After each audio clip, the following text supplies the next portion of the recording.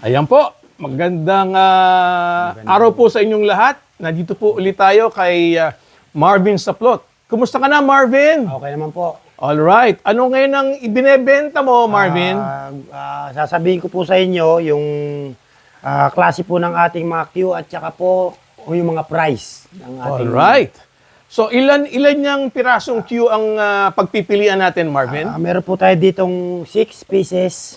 6 Qs, ibig mo sabihin? 6 Qs, opo, 6 Wow. Qs. Mag-umpisa po tayo dito sa amin pong ibinebentang JF 2023. Ito po ay nagkakahalaga ng 30,000.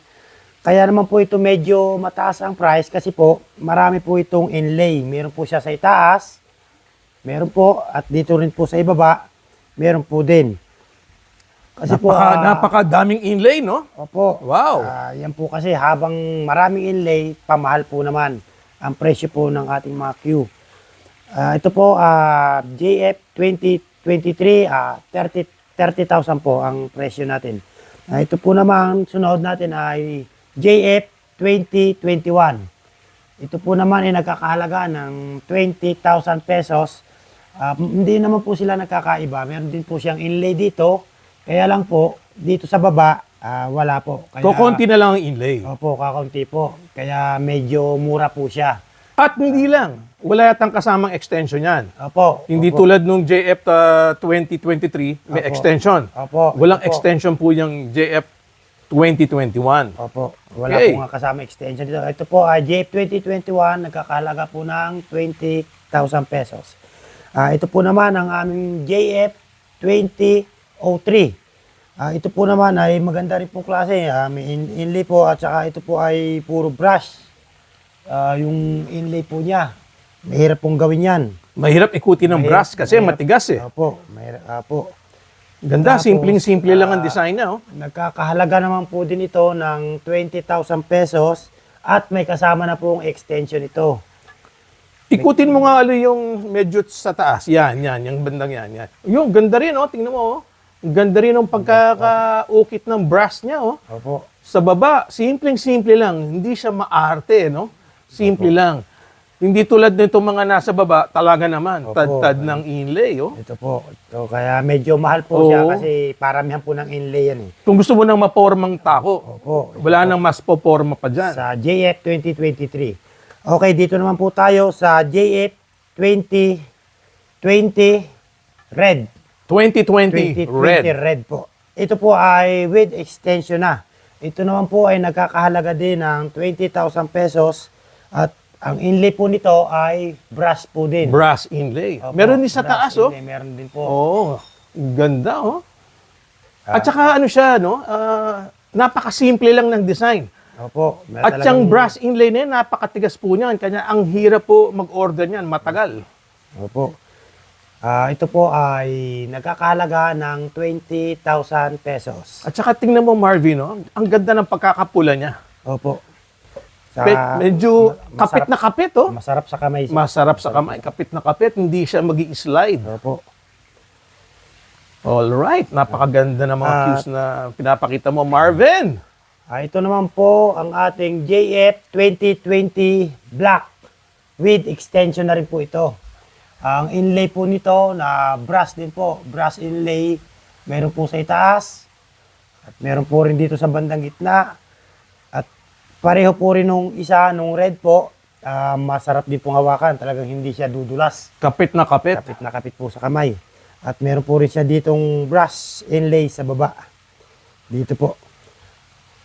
Ito po ay JF 2020 Black. Nagkakahalaga po ito ng 20,000 pesos po. Siyempre, kasama na po dyan ang ano. Meron na po siyang extension. Hindi, tsaka kasama na yung carbon fiber. Opo. Alright. Ito po ay gawa po lahat sa carbon fiber kaya naku napakamura na po I-clear lang natin, ano, ang extension niyan, 5 inches. Opo. So, yan pala ang extension na kasama. Ito po. Alright, ang ganda. 5 inches po yan. At kung gusto po nyo ng 8 inches, special order po yan. Okay po. So, ulitin mo, lahat yan, kasama yung extension. JF 2021 po, may kasamang extension. 2023 yan. 2023 po, may kasama extension, Yes. 30,000 pesos. Ito po naman ang JF 2021 natin, wala pong kasama extension, 20,000 pesos po. Yes. Tapos JF 2003 with extension 20,000 pesos. Tapos ito po naman JF 2020 red with extension na rin po ito. Tapos ito pong JF 2020 black with extension na rin po. May kasama na rin po extension. Ganda.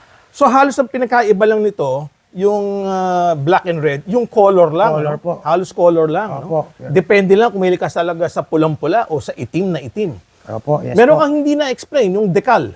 Ito po. Ito naman po. Yung pinakamura. JF 1010. Ito naman po ay kaya po medyo mura kasi ito po ay gawa sa decal. Decal, hard plastic. Hard plastic po. Ito po. Pero maganda rin Maganda po rin yung ang kanyang, design. design. Kaya lang po, decal lang. Oo. Hard plastic lang po Okay, siya. yung decal, Marvin, gawa kasi yan ng machine eh. Kanya mura-mura. Hindi tulad ng inlay, isa-isang kinakabit yan. Opo. Yung mga inlay na yan. Kanya kung tutuusin mo, halos konti lang ang diferensya, di ba? Opo. Pero yung mga nagtitipid, okay na rin yan. Opo. Decal. At wala rin pong extension tong kasama. Yes, 15,000 lang po yan. 15,000 po. Naka J-Flower Qs ka na. Opo. Gawa kaya po ito ay napakaganda kasi gawa po ito lahat sa carbon fiber. At sigurado po naman talaga tayong sa tibay, hindi ho biyebengkong.